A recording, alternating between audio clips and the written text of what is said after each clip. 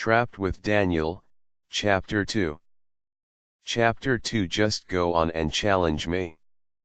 If not, sit and admire. At this moment, a line of black Bentleys slowly started driving towards the airport's gates, something that immediately drew everyone's attention. Wow! 5 luxury cars. Were they brought here to shoot a TV show? Janet Shao was chatting with Shirley Zhen pleasantly, not noticing the spectacle that was happening there. Janet didn't pay any attention to the Bentleys until the first Bentley stopped in front of her steadily enough for her to observe it. Janet felt that she knew the man who got out of the driver's seat, but couldn't remember where she had met him. "Miss Shao, please get in the car." Immediately then after, several bodyguards got out of the car and, following them from behind, took the luggage from the 2 girls and put them into the trunk. Involved in the pompous situation, Shirley was now scared to get in the car. Janet now asked the man in front of her, "Who are you?" The rear window of the first Bentley was rolled down, and a handsome face showed itself from it, one which Janet hadn't seen for 1, 2, 3, 6 or maybe 7 years. "Sally is busy at the moment. Please get in the car." Janet glanced at the man who didn't look at her, saying, "No, I won't get in your car. Please, give me back my luggage." After hearing her refusal, Daniel S.I. slightly frowned. This woman was still as disobedient as he knew she was before. She had not improved at all, not even after all these years. "Throw Jane Shao into the car." "Daniel S.I., how dare you?" 2 bodyguards immediately came up to Janet, intending to hold up her and to throw her in the car. Janet raised her right leg and kicked one of the bodyguards to the side, as he was off guard. The other bodyguard tried fighting Janet, but was also trampled to the ground by her after only 2 moves. She stared at the man aggressively, "Give me back my luggage. I will never get in your car." Daniel met her eyes and glanced at them with a sharp look in them. They were always particularly unfriendly to one another when they met each other. One door of the Bentley was now opened and Daniel, who was dressed in a suit and wearing expensive handmade leather shoes, got out of it. He threw Janet into the car with 3 moves. They hadn't seen each other for 6 or 7 years. Without a trace of the kindness that was supposed to be between 2 old friends, they turned against each other again.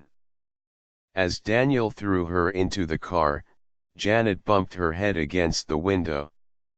She got angry at once. "Daniel S.I., I will accuse you of kidnapping." Her brother was one of the best lawyers, only second to their father, so he should have been able to defeat Daniel with ease. "Whatever." As Daniel closed the backseat door, the Bentley slowly left the premises, under the amazement of all the people that had witnessed the scene. "You hate me, right? Why the fuck did you pick me up?" Her good mood was quickly spoiled by him. Janet now rubbed her sore forehead. And then she rolled her eyes and took out her mobile phone from her bag to look through its contact list. Hearing the rude words that came from her mouth, Daniel slightly frowned. "Do you think I'd come to pick you up if it weren't for Sally?" Sally didn't trust others, so she asked him to come in person. "Well, you don't want to come." As Janet pressed the talk key, a complacent smile appeared on her lips. The phone call now was connected. Mother asterisk. Asterisk TN, here mother means sworn mother. While he heard this word coming from her mouth, Daniel glanced at her with another murderous look. Janet was at the same time awesome, and could always provoke his anger with ease. Ignoring Daniel's murderous gaze, Janet spoke gently, "Mother asterisk, I miss you.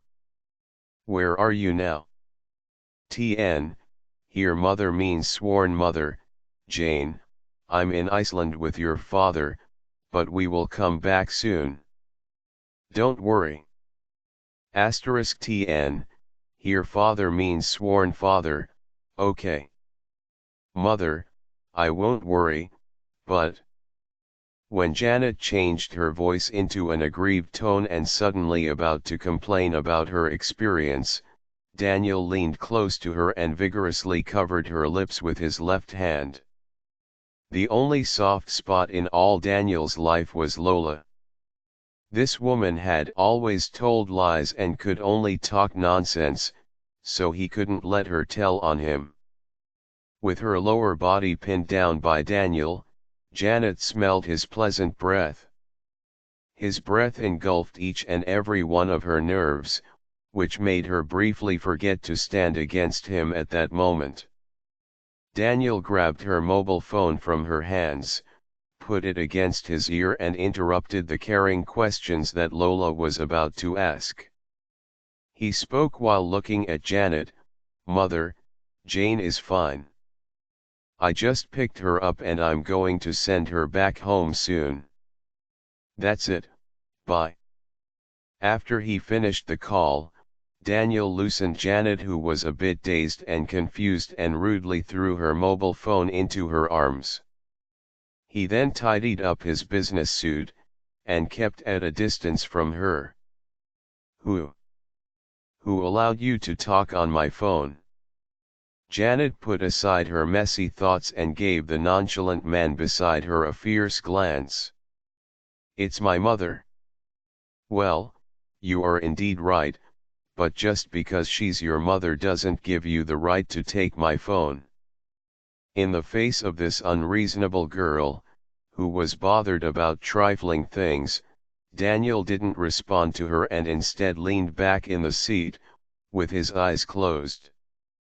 While knowing that he deliberately ignored her, Janet was very angry. He again ignored her in this way. He was the same as he always had been years ago. Darn it! She drew out a tissue from the tissue box in the car to scrub her cell phone excessively, as if it were infected with something foul. Having squinted at this, Daniel didn't say a word. There was only anger flaring in his eyes.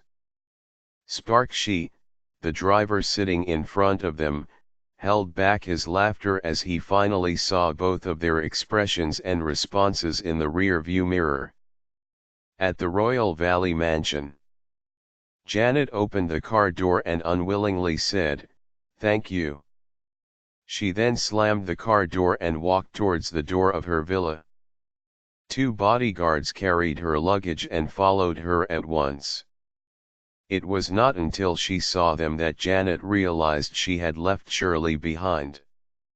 She went to the Bentley again and knocked on the car's window. However, for a while, there was no reply from inside the car. Janet was so angry that she failed to control her temper at that moment and kicked the brand new Bentley with one of her feet. The car window was finally lowered. Daniel's cold voice scared Janet. "The cleaning bill is $500,000. Spark, please charge the money." $500,000? Janet stared at him bewildered. She was shocked, not because that she needed $500,000 to wash the car, but because Daniel could now have the opportunity to blackmail her. Her father only spent several $1,000s to wash his luxury car for just one time. Could it really be possible that he thought she was too poor to have seen other luxury cars? Taking a deep breath, Janet calmly replied, "Where is Shirley?" "Miss Shao, please don't worry. We have asked the bodyguard to send her back. Sparkshy was near her and answered her politely. Oh. She felt relieved. Thank you. After smiling at Spark, she got her wallet out of her bag. She took out a coin and flipped it into the car. The coin fell exactly on Daniel's seat. Just go on and challenge me. If not, sit and admire then. Janet turned round with eminence and grace, and walked away, leaving those words behind her. Daniel looked at the coin in the car, and his face finally became gloomy. Looking forward to the next few chapters? Please check them out on our app.